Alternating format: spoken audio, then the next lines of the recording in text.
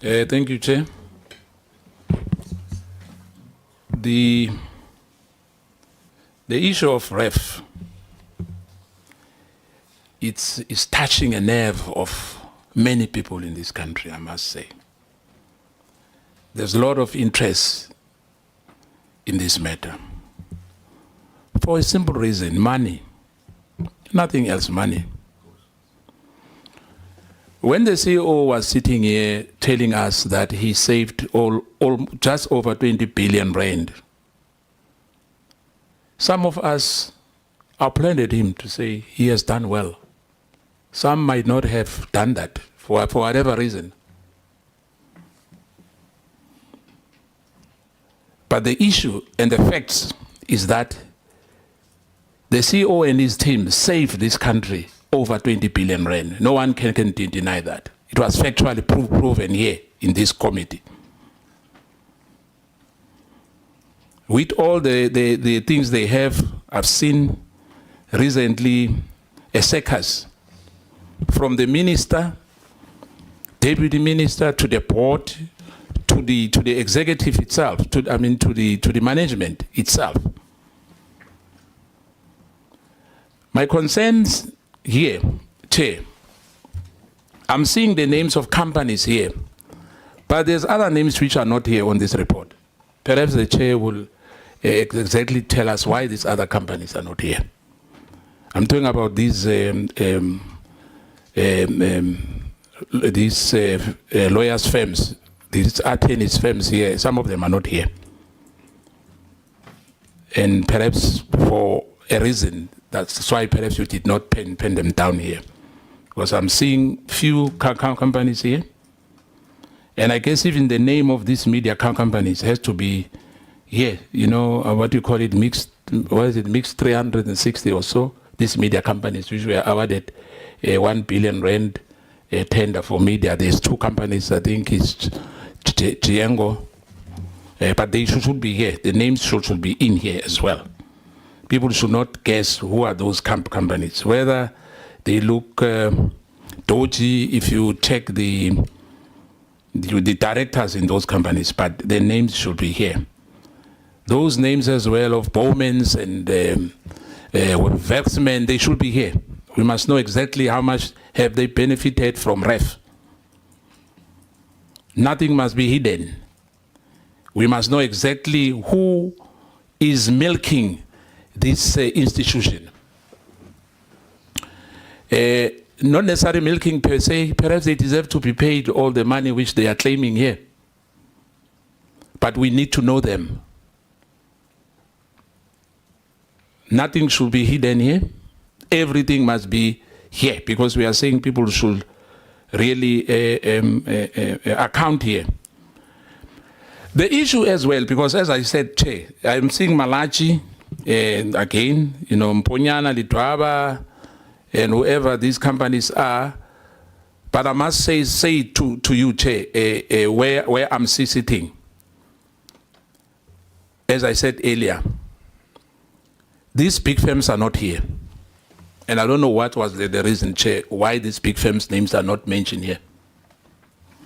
But at a later stage, when the Chair is wrapping up, perhaps you will give us the I will why. respond substantively. Thanks. On that, yes. And this issue of, there's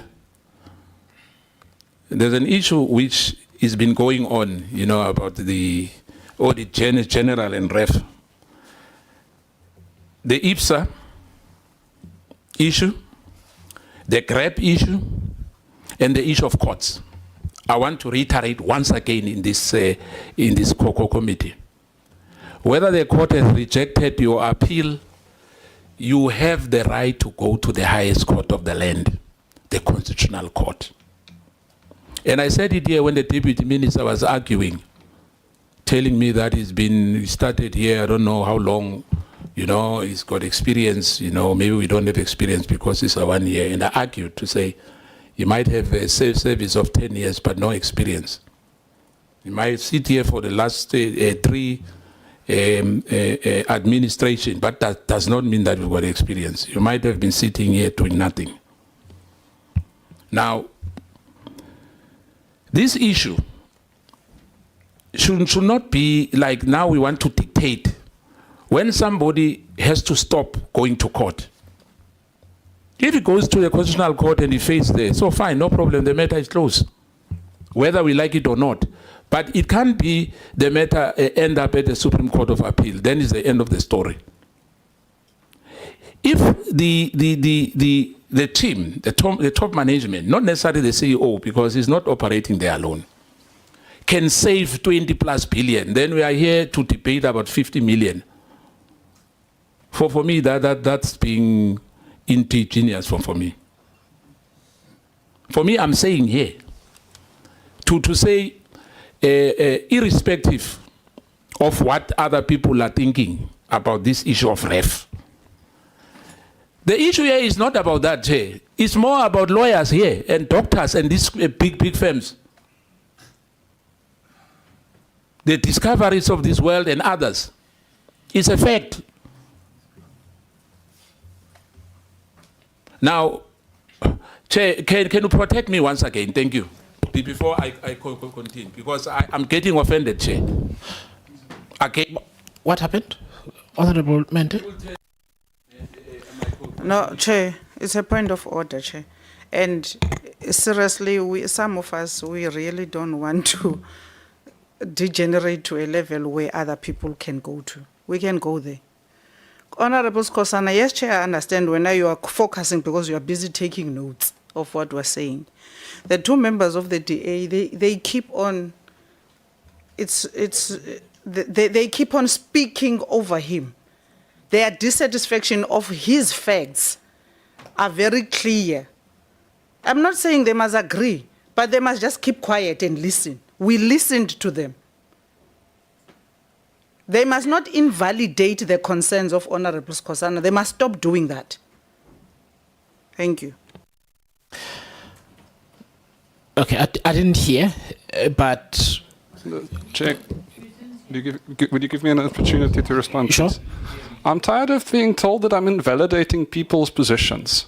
The colleague is borderline shouting in this committee. We are quietly at moments whispering information to each other. If we're not afforded that...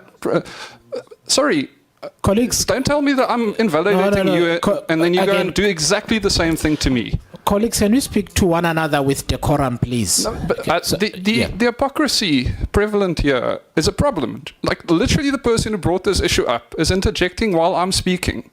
So either we afford each other the privilege of speaking to our colleagues or we don't.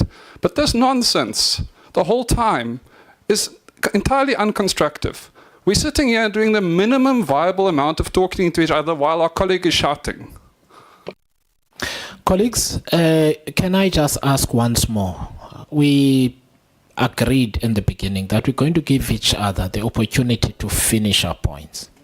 I accept that sometimes we may need to say things to one another, but that must be done in a way that does not disrupt the proceeding. I did not hear anybody speaking. I'm busy taking notes here. I may have missed it, but I didn't hear.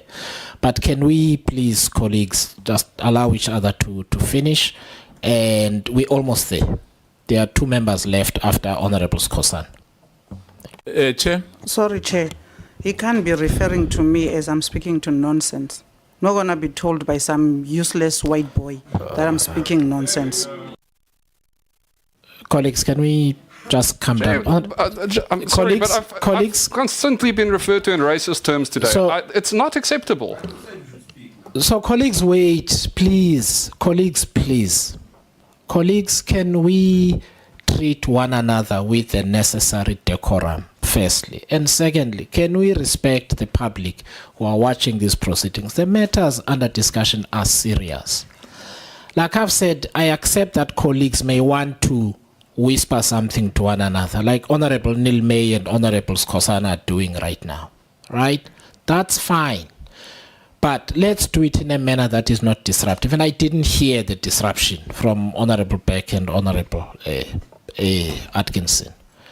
And I did intervene earlier when I felt that I could hear what Honorable Mente is saying. So, colleagues, can we please give Honorable Skosana an opportunity to complete his presentation to the committee because he's on the floor. And members, let's please refrain from calling each other names. Please. Please. Chair, let me start here. I heard them, but I'm not going to go there. But I just want to ask. The honourable member said somebody shouting. Who's shouting? Can you please answer that to you? Before Colleagues, Honourable Skosana, please. Can we please proceed? My simple question. He says to you, somebody shouting. Who's shouting here? So we must. I just want him to answer because that's what he said to you. No, he was referring to you. So are you agreeing with him? No. Am I shouting? We having a conversation, Honourable Skosana. No, but he's saying I'm shouting. We are having a conversation, but he's saying I'm shouting. Honourable Skosana, can I say this? He's saying it again. Colleagues. No, I'll point at you. Colleagues. Colleagues. Colleagues. No. Honourable Beck. No, you can't say that. No, but you can't say to another member, let's take it outside, please. No, Honourable Beck, that we, so, colleagues, no, hang on, colleagues, can I, no, but you're not. If you don't discipline him, you're not allowing. Let me tell you, this meeting is going to degenerate to what he wants to. He says I must go. I can go outside. I don't mind. But you are not allowing me to speak now, Honourable Skosana, myself. This young boy, But honourable member, this is the problem. So why are you going now, Honourable Skosana? No, let me take a break. Allow him to follow him. No, colleagues. He's undermining us. He's can I? So, colleagues, can I deal with the matter? Honourable Skosana, the matters pertain to you. Can we have you in the room? Okay. So Parliament is a place of robust debate, Honourable Beck, and sometimes things get heated. It is, however, not appropriate to say, let's now go to physical. No, but taking it outside as a connotation that people understand. When you call somebody useless white boy, that has no connotation. That has a direct meaning. Don't take an issue with that. But somehow me insinuating that we can take the conversation outside is more of a problem. Can you be consistent? Honourable Beck, I have dealt with the matter of how the members refer to one another. I did. No, I dealt with that, Honourable Beck, and I also said in my intervention, if you want to, because we've dealt with a similar thing before, in terms of the rules, if you feel that what Honourable Skosana or any member said, you can put it in writing. So that did not take away the right from you to raise the issue. I did say in this meeting. Right, okay, so that's the first thing. The second thing I want to say is that it's just important, colleagues, that we maintain that the issue gets very heated in the public domain, on social media, and here. What South Africans expect us to do is to be able to deal with the differences in a way that gets us to a conclusion in the conversation. Right? My position is members may pass each other notes as it is allowed. They may whisper to one another. It's allowed, and it does happen, and I stop it at a certain point. But not all whispering is not allowed, right, firstly. And secondly, when it gets to a point where it is being disruptive, I will intervene as I do from time to time. Can we please give Honourable Skosana a chance to complete his presentation, please? Because we're going to go down this rabbit hole and never finish this topic, please. And we can deal with the points of dispute thereafter, if any.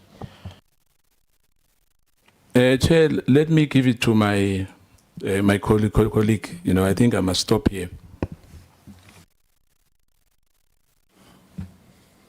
Thank you, Chair, and greetings to fellow committee members.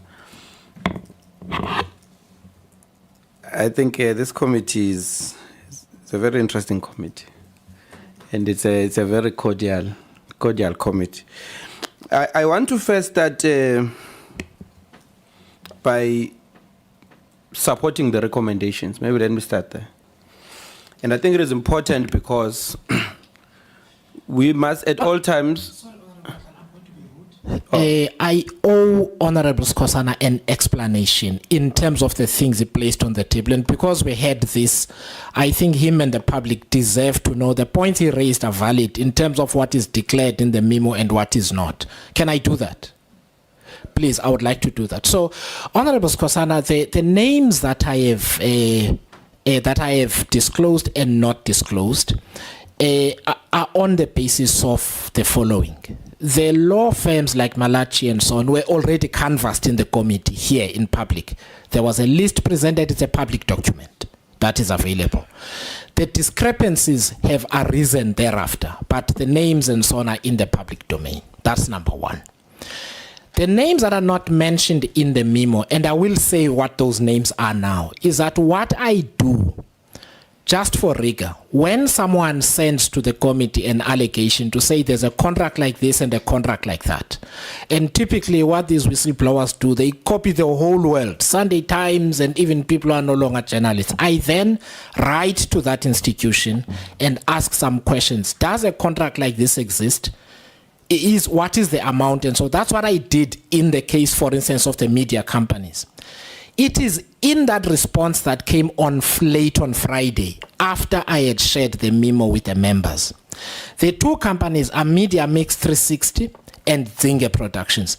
That's the only reason they are not in the thing. I wanted to make sure that what the whistleblower is saying does exist. Otherwise, we put them here and then it turns out there is no such, and we might have then put them in difficulty unnecessarily. I also asked them the value of the contracts. The Road Accident Fund sent it to me. I asked them for the contracts themselves. They sent them to me. I then compared. I could not do that at the time I was dispatching the memo because time was running out. Because another issue then would have arisen where I have now put their names next to a figure of 1 billion, and then it turns out it's actually 300 million or 30 million. And then we bring them into disrepute in that way. So that is the reason why I didn't put their names on. But in this indexed file that the committee secretariat is going to provide, not only the names but the contracts themselves will be in there so that you can also compare yourself that what is put there is indeed the case. The other law firms were already in the public domain. Already when we were here, I don't think you were in that meeting, but they were canvassed in the meeting. I think it's when you went to the SADC mission, so they were already canvassed. So that's the type of rigor I try and put into the process of what we disclose at what point, and I was not comfortable disclosing them without getting a confirmation from the RAF that they are indeed. So I then didn't say them.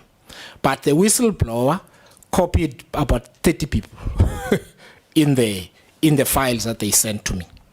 So I couldn't therefore have control over what gets said beyond that. I hope I've answered you. Thank you, Chair. You answered me, though, the issue of the other companies like Vexman, because we were yes, here. Yes. No, thank you. Thanks for reminder. Let me deal with that. So they were presented to the committee. Nobody in the committee disputed those numbers. I did not. None of the members disputed them. In fact, the very point of the dispute is we had asked the Road Accident Fund for two lists. One is the attorneys the Road Accident Fund talks about and say they represent clients, they make all of this money. The Road Accident Fund itemized what the total expenditure. It's already on the parliamentary record. In the event that you feel we must delve into those issues, it's already there. None of the members disputed it. I didn't. It's not in dispute. It's on the parliament record. And therefore, for me to relitigate it again as something the committee did not know would not be accurate. In the previous meeting, when you could not, in fact, the one in March, the Road Accident Fund presented to us a list of 10 attorneys. All of these law firms that you're talking about were there, including the specific amounts they have received. That's on the public record, so it's not being hidden. Then let me go to the issue of the road accident fund and the court case, and just clarify myself because it can be misconstrued. The road accident fund, ESCOM or anyone has a right to litigate all the way to the highest court. There is a process, however, that attends to that. I made the example in the memo about ESCOM. NERSA made a determination. ESCOM disagreed with it. ESCOM took them to the High Court and eventually to the Supreme Court of Appeal. I have read both judgments. What ESCOM did was to say, if you do not want to give us the price determination, we will appeal it. We will do what you are saying so long, but we are going to litigate you until we win. And they did, and they won. That's fine. That's not the issue we are dealing with here. What the committee has to opine on is whether, if we are to be consistent, we are going to say, when a state entity disagrees with a body, either like NERSA or the Auditor General and so on, they may defy it because they've chosen to litigate. ESCOM did not, but they litigated. So I want to assure you that my proposition here is not about whether the road accident fund can litigate or not. They can do whatever they want to do, and we've canvassed that in the committee. However, we will plunge the accountability system into chaos if we say, whenever you disagree with the AG, you can continue doing your own thing. It makes the work of the committee invalid, right? We trust the AG. We said here the AG is the first wife. In this meeting, we said the AG is the first wife. We asked them first, do you agree or not? We've been going with that. We must be careful about creating exceptions. So I'm just saying, Honorable Skosana, the RAF can go to the Court if they so wish. That's not the issue at hand here. The issue is whether the committee agrees with a situation where a state entity then says, because we disagree with you, AG, or we'll do what we want to do in the meantime.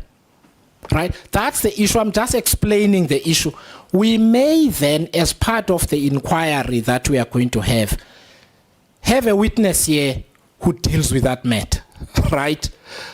I'm placing this as an issue on the table. We can have a conversation then that helps us inform us in terms of how we become consistent. That's all I'm saying.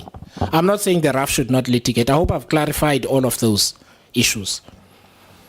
Sorry, Honorable Matlala, I felt I owed the Honorable Skosana an explanation. He had raised specific issues. Thank you, Chair.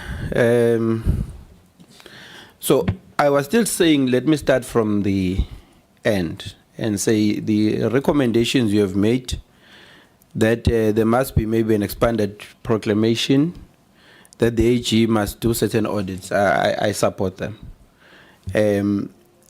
And then let me follow up with some of the inputs I want to make on this matter. Firstly, I want to say that the issue of RAF, I think, has been a test of this committee. It is a test of oversight. It's a case study which would have to be reviewed and studied at some point in the academic spaces. And there are certain elephants in the room that need to be dealt with. The noise in most cases starts when the parties in opposition or representatives of parties in opposition start to articulate their view. And in saying that, I must also say you have made a very good effort in remaining objective on the matter, despite a feeling that I would probably have, that maybe parties in government have agreed on a position around the matter. In some way, that's my own insinuation, which may be wrong.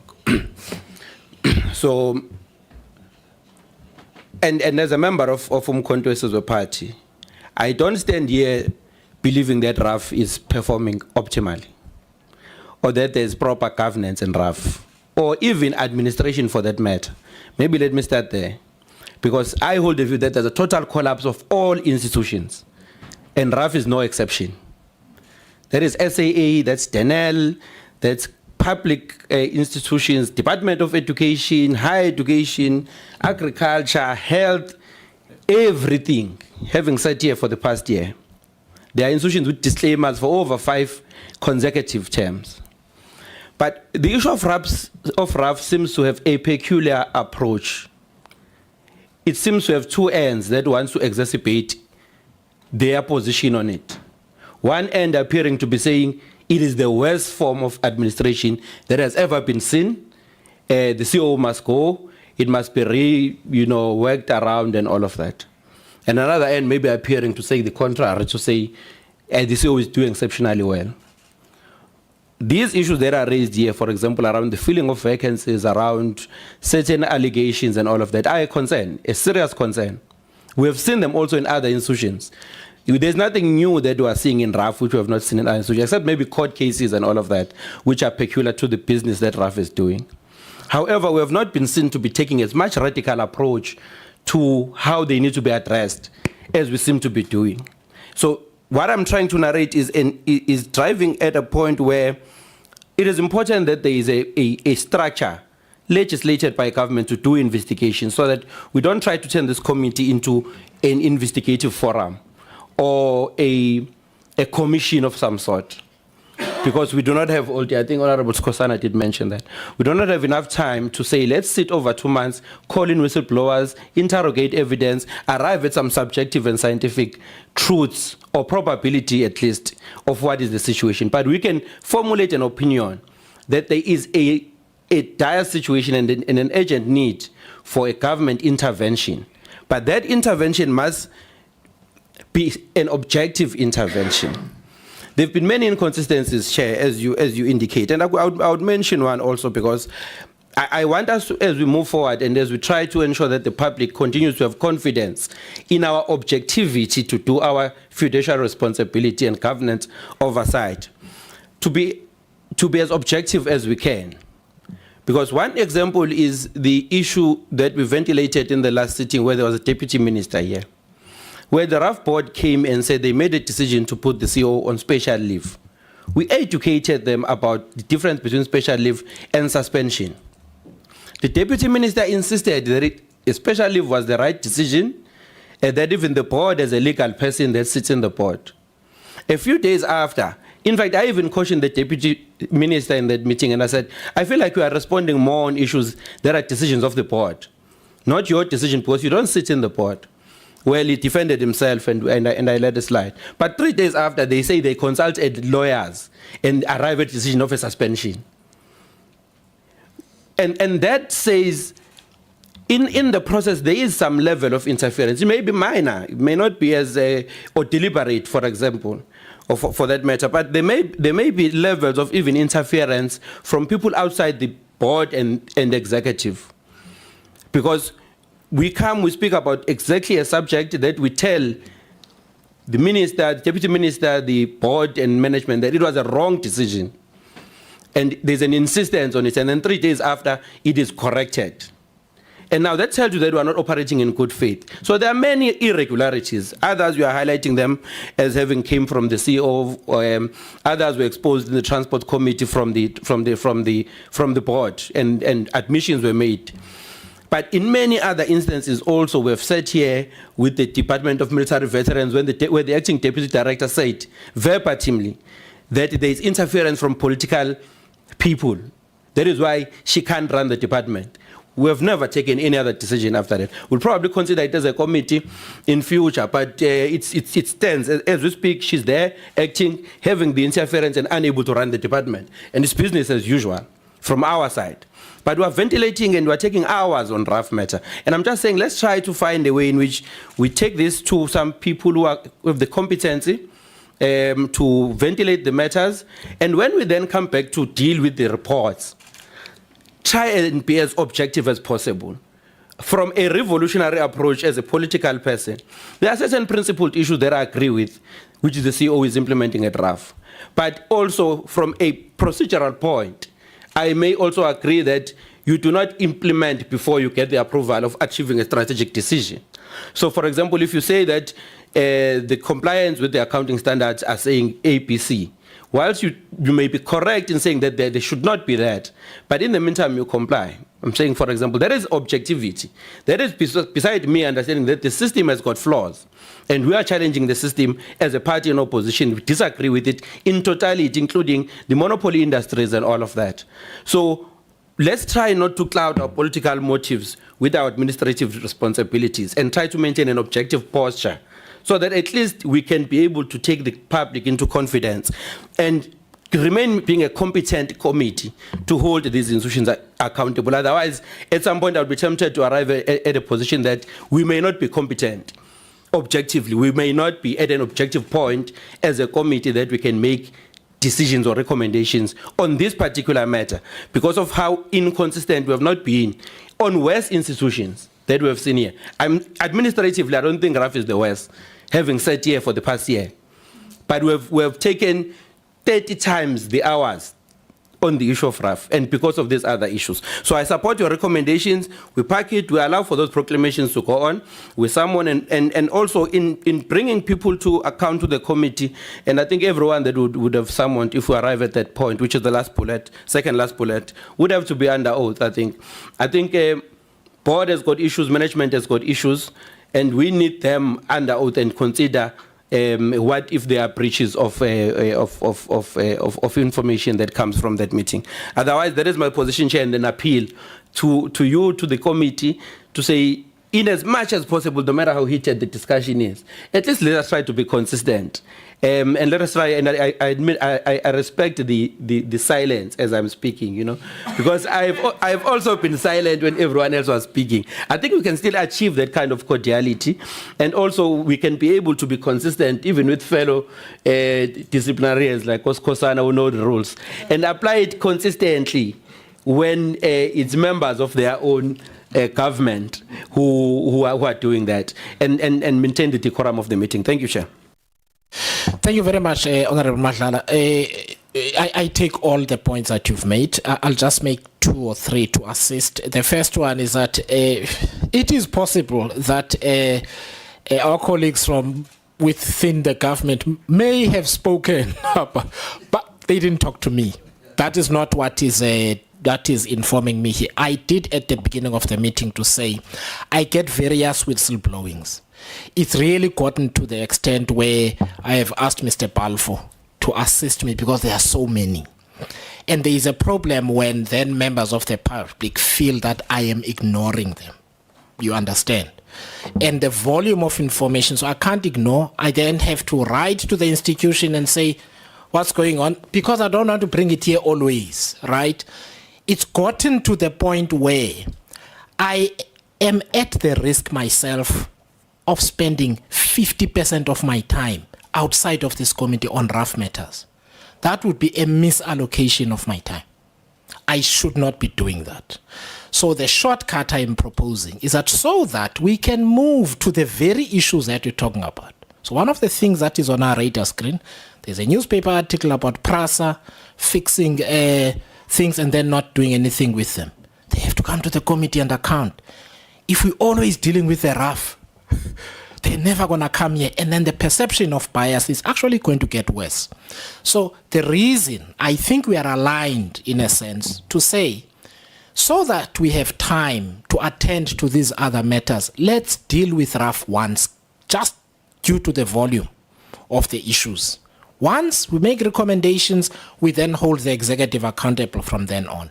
I think the inquiry will also give us an opportunity to place the Deputy Minister here and ask him questions about the observations that you are making, right? So I've considered the same, Honorable Madlala, as well. But I am overwhelmed, I have to say. I have a folder on my email only for RAF.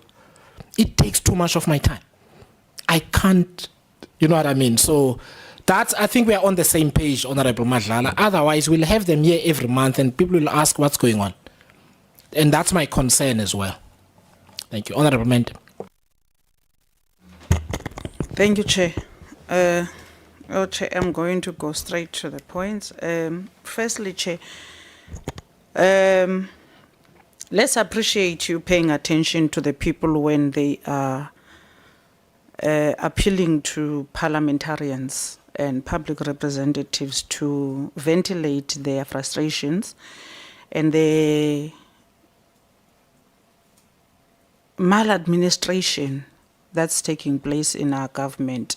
And in most cases, it's people that are within the space of government that will always blow a whistle. Be that as it may, now I'm getting to a point where when I receive these documents and I'm like, okay, but I'm worried about then priorities of the committee. And I get your frustration that you want to deal with RAF once and for all and afford an opportunity to both the CEO and the board to all state their case and bring evidence thereof, of whatever has taken place. But my worry is our priorities and the focus and things that we want to elevate, because constituting a full inquiry on an entity that's primarily focusing on less than 2% of the population. I mean, in terms of those that get affected by accidents, not necessarily their mandate. It's less than 2% people that get affected by accidents and they have to claim. Then we have people that get affected by service delivery everywhere, and they have been brought to us. Case in point, we were just recently in OR Tambo. Me and you, we agreed a lot in many things. We even brought people members of the public to come and tell us how rotten the government is, and services that don't get to the people, officials that do not implement the mandate, that do not perform, but money is leaving the coffers with a speed of an eye blink. And with those matters, the Speaker also again gave us some of the municipalities where there's serious concerns of maladministration, people do not get services, projects not being finalized, to a point where nothing is getting to the people. Now, for someone who's outside this committee, and we try to explain, we are now starting an inquiry on RAF when there is municipalities that do not perform at all. And with the example I just made is that what made things worse is the recent floods that befell the Eastern Cape, and in particular KSD again in OR Tambo, where the municipality could do zero, simply because they have absolutely no capacity to do anything. Not that that capacity was not in the plan. It was in the plan, paid for, but never materialized in terms of the actual equipment being there for the people to make use of.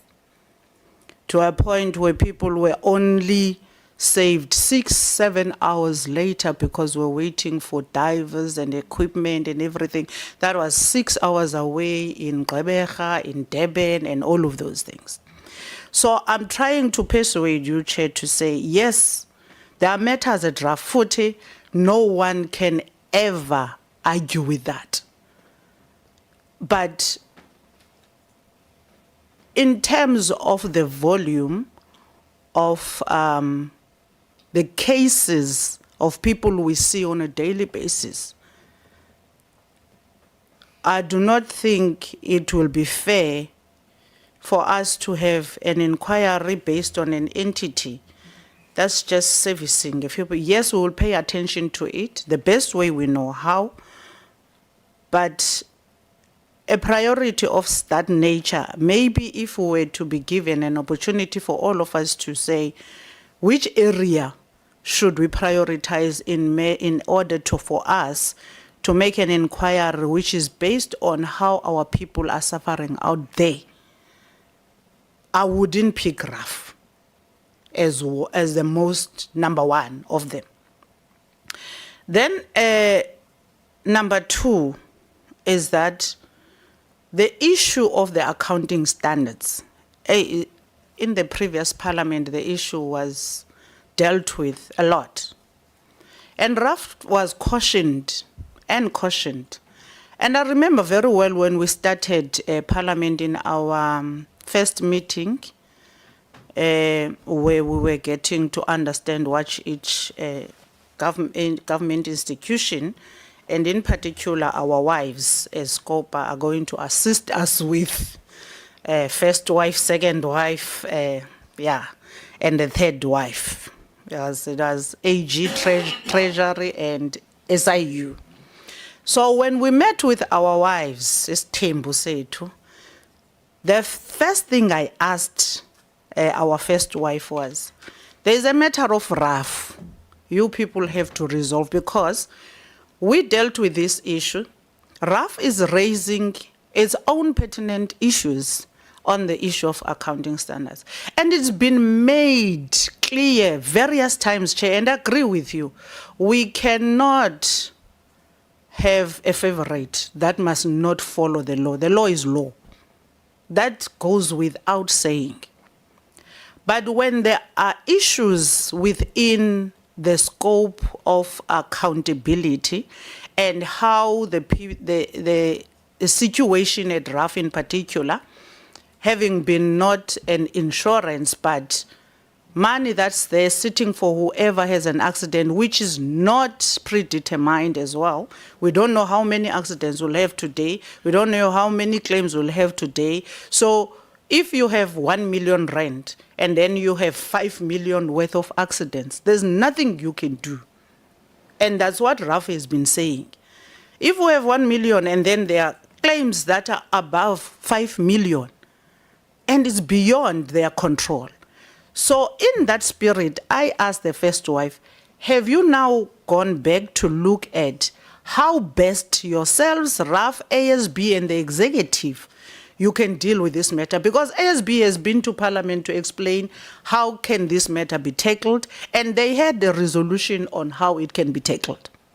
AG explained and said, yes, there can be a matter, but it's not their space. The space is ASB and the executive. And the executive also agreed that, okay, stop taking AG to court, now account, but let's engage the ASB so that it can formulate the standard which is suitable for you to account, and we don't have this matter.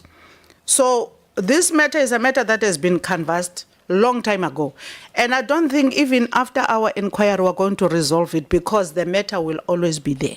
Whether it's Collins Litwalo or it's Veronica Mente or it's Songe Zuzibi, if that one of the accounting standards is not corrected, the matter is not going to go away. We can have the inquiry, but in terms of accountability, we need to resolve a matter of how does RAF account? How does it budget? How does it use its income and expenditure? How does it document it? And that's what it is. Now, here is my other problem. The same AG comes to us and say, yes, with all these issues we have in terms of our 3 areas of audit, the financial statements, there's still a huge disagreement that these people do not comply with the accounting standards on how they are drafting the financial statements. Therefore, the financial statements are not drafted up to standards. Yes, we all agree, and that must be corrected. Secondly, on performance, they say this entity performed exceptionally well. From 180 days to 120 days, the backlog being dealt with, everything being dealt with, money has been saved. We all applaud, we are happy. It's AG telling us, the same Auditor General, telling us that the current management at RAF with the board have taken decisions that have saved the country so much money. Part of those are what happened when the what was that panel of lawyers' term or contract ended. It was not renewed. That became a big hullabaloo in the last parliament, that no, it must be renewed. Those people were not saving RAF, but they were plummeting RAF into much deeper crisis because cases were prolonged to such a way that every time there is such a backlog of cases that must go to court because they are not finalized within 180 days. Now, the issue of 180 days is being dealt with. No one is going to court for that, for delaying claims. We are going to court for claims that have been there. Secondly, there are law firms that are there that have been taking money out of RAF because of what the work that they are doing and all of that. It was explained to us. It's millions, and then top 2 or 3 firms taking a lot of money out of RAF. And when the CEO dealt with that and had at some point had a press briefing, then there was also inconsistencies in terms of how we deal with that matter. But be that as it may, when it was reported to us, like you are saying, we didn't dispute it. We agreed that, yeah, these firms now no longer have to find expression because the 180 days issue is not there and they must not do it. And we all agreed that the public must come and claim on their own. We all agreed that RAF must have a drive that is to conscientize people how to claim, where to find RAF. They must avail offices closer to the people so that people do not have to fall victims of lawyers that go to them in hospitals the moment the accident happens. I think there is another syndicate that is operating in hospitals, doctors and nurses, because you will be laying in hospital after an accident, then you get approached by some lawyer that you didn't invite. So to cut that and that corruption, because the same lawyers do not even give the people their own money, which was another shortcoming which RAF was not monitoring. Now, we agreed that those things must happen and RAF must tackle those things. What I'm struggling to understand is then where did the problem start, or where do we come in? Because we are now going to be remote controlling the movements of RAF and all of that. As far as inflation of those people who must execute the task in terms of whatever media coverage, those campaigns and all of that, that's something else which has to be dealt with. But if how it comes to be an inquiry, I'm struggling to understand that.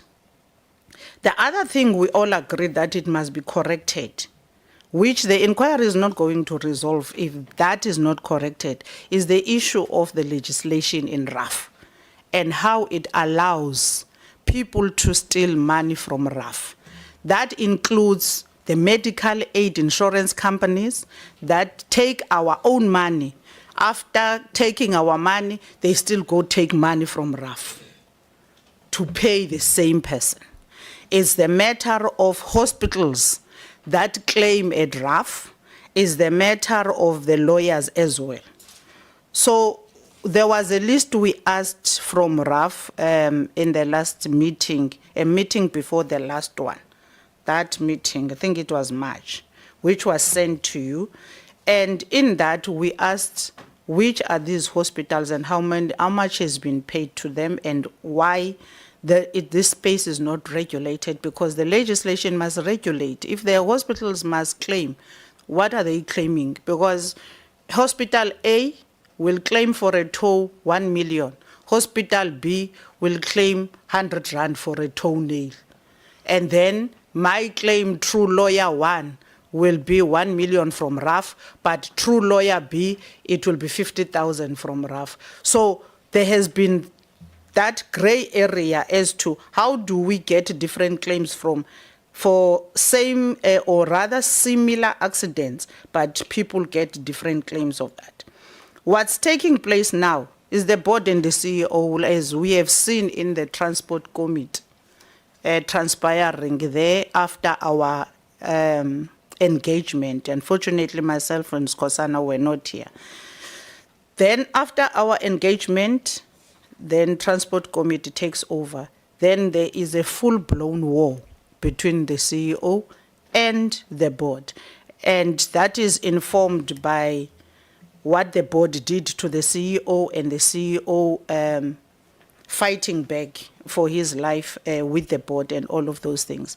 That also, I don't know how we're going to get involved, because the executive ultimately must deal with the board, must deal with RAF.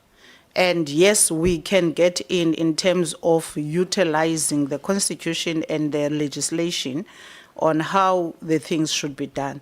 But what is it that we would want to address in a war? There's a turf war between the CEO and the board. That goes without saying. And it cannot be resolved by us in the inquiry. I feel that the executive is failing and is not doing its job.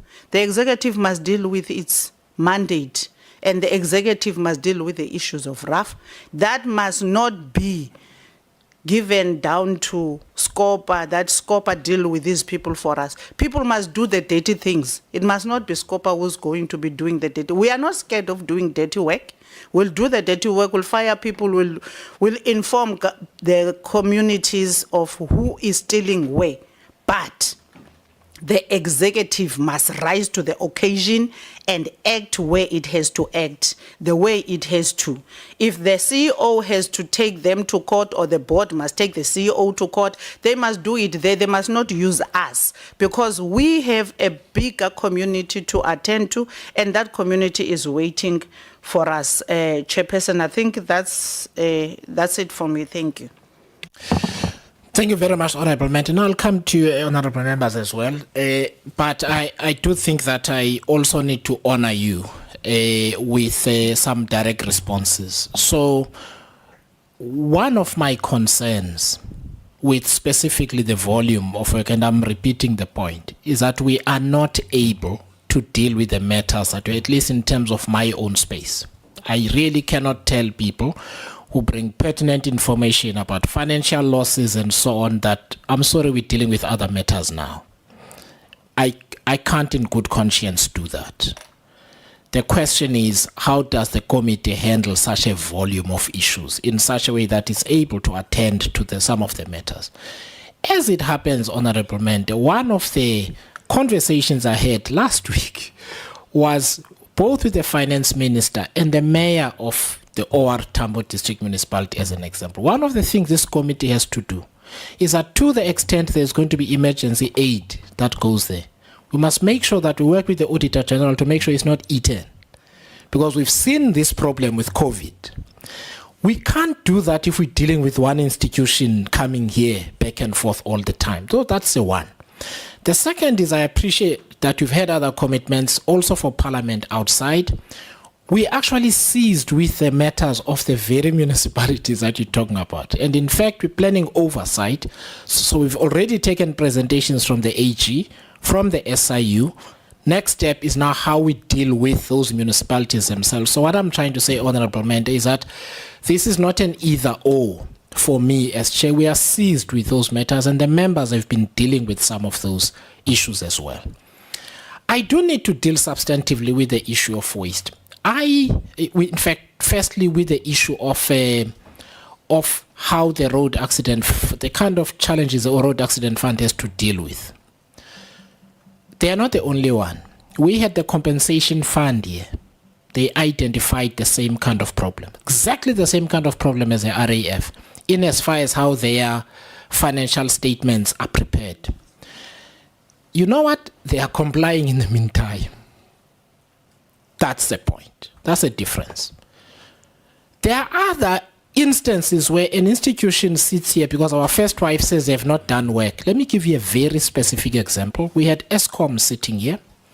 Municipalities complete their financial statement. Their financial year ends in July. ESCOM's financial year ends on the 31st of March. ESCOM is not able to say what the impairment on municipal debt is going to be, because municipalities are in disarray, they can't complete their financial statements and so on. So painfully, they accept what the first wife is saying, even though they can do nothing about the lack of readiness of municipality A that owns ESCOM 3-4 billion. And the Auditor General comes here, tells us ESCOM can't get their financial statements ready on time. They take it on the chin. I then asked, and you will see, Honorable Member, and this is why these things are important. I then asked the Road Accident Fund, because you can also exonerate management, where on the basis of legal advice, they then took certain decisions. I then asked, please send the legal advice that you got. They say we don't have it, it doesn't exist. So now you're asking, but on what basis do you go on and spend all of this money? So that's one. The second thing, Honorable Member, I think the administration of justice in South Africa is very important. We have the Legal Practice Council here tomorrow. In fact, to ask the very questions about law firms that rip off the RAF, they're here tomorrow. So we're attending to that matter as well. But if you enroll a matter, the biggest court in South Africa is a Gauteng court. If you enroll a matter today, they will hear it in 2030 because of the Road Accident Fund. People, indigent and otherwise, need access to speedy justice. Nearly 60% of that backlog is caused by the Road Accident Fund. Now, they might not be paying law firms, but our second wife is investigating how the default judgments where the RAF is not there to defend them rack up to 4.7 billion at last count, which taxpayers must pay. Because had the RAF defended those matters, we would be paying less, which means we save on the lawyers, we also save on the claims. So all I'm trying to say, Honorable Member, is I hear you. However, the matters and the financial impact are actually really material. There are also service delivery issues if you consider the delivery of justice to various people to be important. We can't make people wait 5 years before their matter is heard in court. I'm also cognizant, finally, of the dispute between the Road Accident Fund and the board and the ministry and so on, and the tenure of the CEO. One of the things I love about what we are deciding today, I'm told the tenure of the chief executive ends in August sometime. That's not my problem. Whether the CEO continues or doesn't continue, that's not what this committee is concerned with here. Whoever has to account at an appropriate time must come and account. They must deal with the matters of whose contract is renewed and when. But there are clearly material issues that I think we need to deal with. My proposal, as I've said, which I will then ask the members if, and I think members have expressed their view, that we proceed with this so that we can leave the RAF alone for a year, if it must be, until they have to present their financial statement, because we've dealt with it. Then we can deal with the service delivery matters and so on. But I appreciate the comments, Honorable Member, because that's my difficulty as well with having to deal with an avalanche of emails on one institution when the committee oversees over 400. Even for the committee staff, it's a misallocation of their time. So we can't escape the problem, unfortunately. We end up being in it. My proposition is this, that we obviously asked for the assistance of the Auditor General in the preparations. They are clearly in the audit itself. So some issues might actually just be dealt with in the normal course, because all we get is an answer. We don't need to, to ask people any further, because the AG will present. I want to propose that we still not delve into the specifics of matters the SIU is dealing with, especially where conclusions have no. So in other words, we don't identify a person, bring them here, when the matter still needs to be concluded in as far as the SIU investigation is concerned. The only thing the SIU may assist us with is where there is a piece of information that would inform the committee properly, and then we can deal with it on that basis. But I don't suggest we run a parallel process to the SIU. Similarly with the police, I don't think we should ask them what investigation they've got going on and then we run a parallel investigation at the same time. Let us confine ourselves to oversight in respect of maladministration, in respect of financial mismanagement, financial impact on the road accident fund, and good governance. The policy matters, I agree with Honorable Member. The road accident fund is dealing with a liabilities problem, not of its own making. And the Transport Portfolio Committee needs to speed up the process of changing legislation so that these matters can be resolved. So I am going to do this and I will need guidance. I think the only person I heard saying maybe an inquiry is not needed is Honorable Mende. Do I understand that correctly? I don't want to misstate. Or do we have someone who says also, because I don't want to assume that we know how the committees voted. I really want to be specific so that we know what decisions we are taking here. Honorable Scosa. So, Chair, the issue of inquiry, indeed, it caught me by surprise. By the way, I must make a disclaimer on that.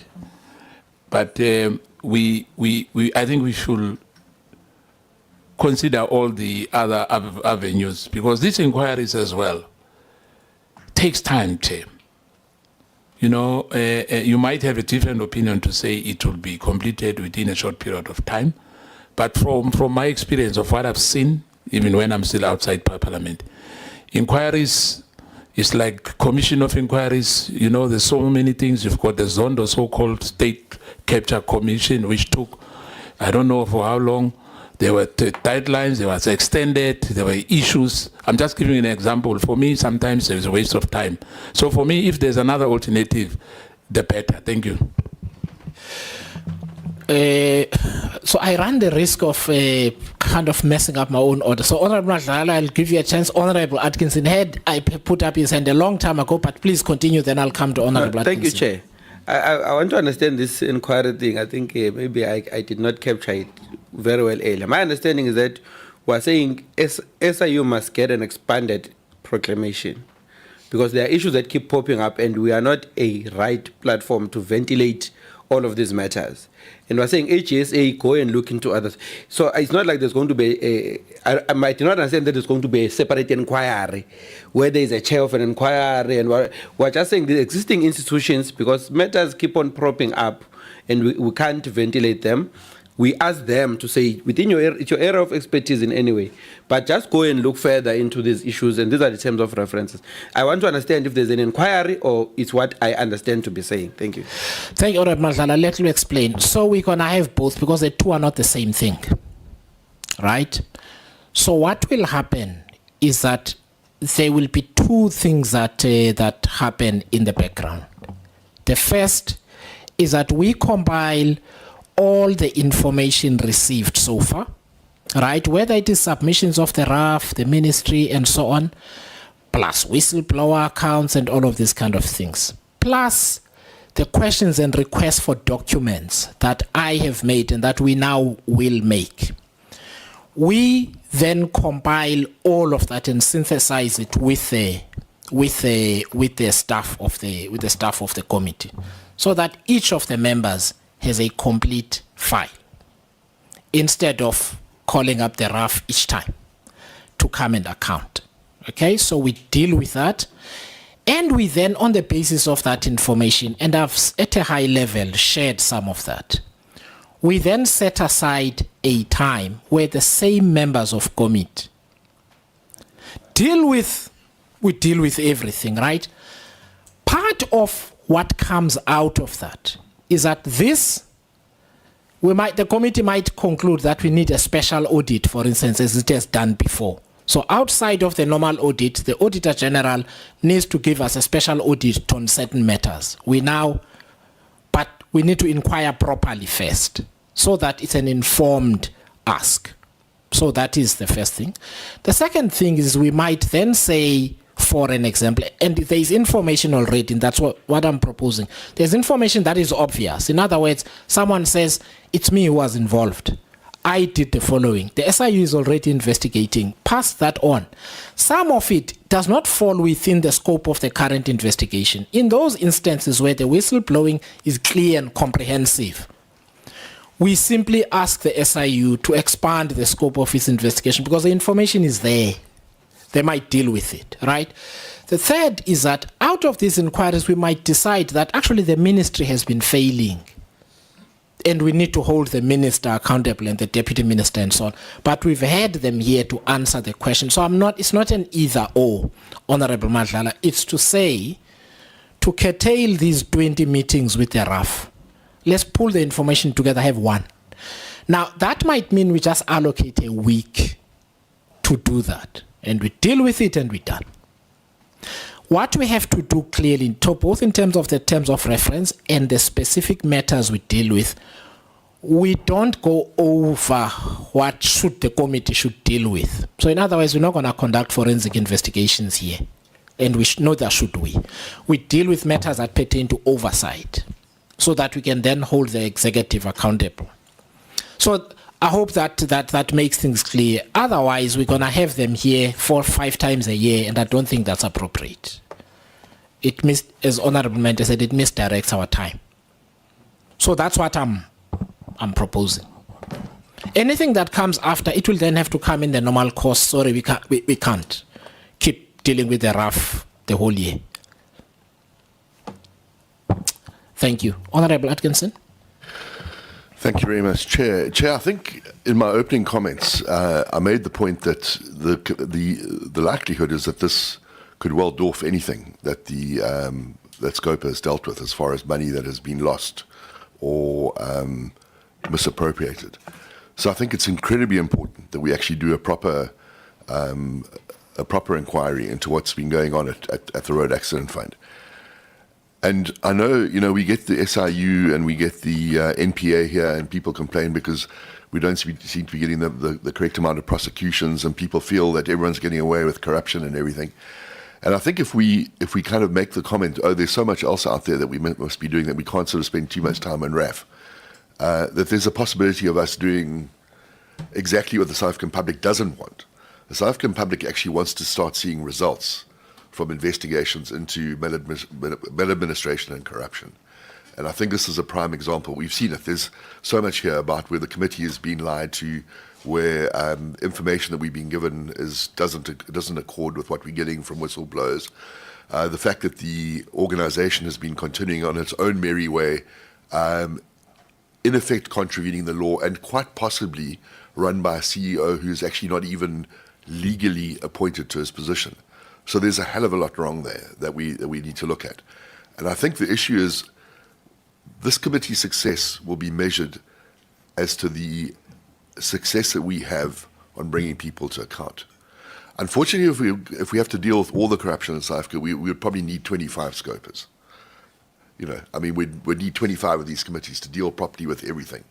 So in a sense, the committee also has to make decisions as to what's the most relevant, and actually look at the kind of amounts of money involved. And I do believe in this, that as much as Mr. Letswalo tells us he saved the country money, I think that's yet another lie that will be shown when, as Honourable Nontenja said, we have a proper forensic audit into this whole thing, and we understand the liability that he's actually incurred for the Republic of South Africa and for our taxpayers as well. So I'm very much in favour of a proper investigation into this, and I'm very much in favour of this committee getting to the bottom of it and getting consequences for people's bad actions. Thank you. Honourable Neil May and then Honourable Skosan. No, thank you, Chair. And Chair, I think Parliament has a constitutional duty to hold public entities to account. And the RAF is entrusted with compensating vulnerable road users, a matter of constitutional justice, human dignity and public trust. I think it's very important that those are the key words that we need to remember. This is not just any other entity. I think a committee inquiry is not just warranted, it is obligatory.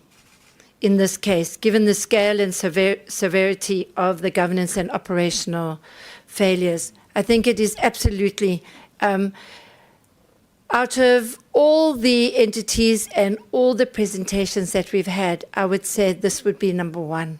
And I think we need to focus on that. And at least we owe it to the public and the citizens out there. Thank you. Thank you. Honorable Skosan. Yeah, no, thanks, Chair. Yeah, just to strengthen your point and the points that were also raised by Honorable Atkinson and Honorable Neil May, I think the advantage of this process, Honorable Madlala, is to give an opportunity to everybody all at once. Because immediately the public is made aware that we are going to do this inquiry, and everybody who's got an information, they will be able to come forward and says, I need an opportunity, I want to present this. Then we deal with all that information all at once. You see, so that we run away from the point where this week we are calling RAF because there's a whistleblower who have submitted a certain information, so we want clarity from them. 2 months later, somebody has written to the committee. Then we say, hey, let's call the RAF to come and respond. So we are avoiding to keep on calling them now and again, I think that will save time on our side, but it also save time on their side so that they will also have more time to focus on their responsibility as an entity. So once we publicize this thing, every person or every entity that is having an information that can assist in the inquiry will be able to come forward. And once we're done, we're able to focus on other things. Because if we do it by piecemeal, I think it kind of disorganizes us, and it also disorganizes them as an institution that now time and again we have to call them. They must fly from wherever they are and come to Cape Town and respond to issues. So let's get all the issues at once, consolidate them, put some dates, and then get every person that we think is important to share any information that we think that can assist us. And obviously, like we have indicated, if there's an information that require SIU, we will be able then to take that information and refer to SIU so that they can consider having a proclamation to extend their scope of investigation. So that's the advantage of having the process. But as much as we're doing RAF alone, it doesn't mean that it is the only institution. Like colleagues have indicated, there are quite a number of institutions that have challenges, and government departments, municipalities, etc. But now to do this, it will send a strong message to other entities, to other departments, and to municipalities that if they are found to be on the wrong, SCOPA can take the route of having this kind of inquiry. So it's just one, but it will serve a strong message, and it will serve as an example. So I think it's a very important exercise that we need to take. Thank you very much. All right, honorable members, can I then, on the basis of this discussion, conclude that we are going to have an inquiry. We will send in writing to the members the proposed terms of reference. The members have an opportunity to make comment on that. On the 1st of July, we will then discuss and finalize them properly in this way. What is important is that, and this is where the public may be dissatisfied, we have to stick within the ambit of the mandate of this committee. Some things may be for the Transport Portfolio Committee to deal with, and we just need, and I will get the advice of the Parliament Legal Services to make sure that both in terms of the rules and the Constitution, we stick within what is in our ambit. The maladministration, financial mismanagement, waste, etc., all of those things. Not everything, we're not conducting an audit, but instances where the committee has had oversight issue before and continues to do so, and to the extent that we need to be sure what actions are being taken to address them, then we will sit and invite those people here. They will testify under oath, but we will keep the members informed always. So the terms of reference will not be concluded without the committee formally adopting those terms of reference to do so. I am looking at the time. We haven't had a break, one, and secondly, we're supposed to finish at 1. So are the members happy that we just find time to consider the reports, because we're now at 12 o'clock, and that we can find the time, right? So we'll find in the next week time for us to consider properly the reports that we're supposed to deal with today. Can we adjourn, members, on that basis? Thank you very much.